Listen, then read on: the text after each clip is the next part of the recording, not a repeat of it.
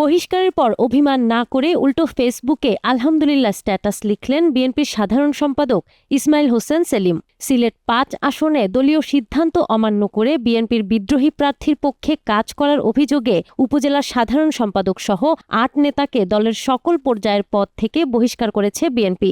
শনিবার বিকেলে বিএনপির সিনিয়র যুগ্ম মহাসচিব অ্যাডভোকেট রুহুল কবির রিজভীর সই করা দলীয় প্যাডে এ সংক্রান্ত বহিষ্কারাদেশ জারি করা হয়। সিলেট জেলা বিএনপির সভাপতি আব্দুল কাইয়ুম চৌধুরী বিষয়টি নিশ্চিত করে জানান, সংগঠন বিরোধী কার্যকলাপে জড়িত থাকার কারণেই এই নেতাদের বিরুদ্ধে কঠোর সাংগঠনিক ব্যবস্থা নেওয়া হয়েছে। বহিষ্কৃতদের মধ্যে রয়েছেন জকিগঞ্জ ও কানাইঘাট উপজেলার বিভিন্ন পর্যায়ের নেতাকর্মীরা।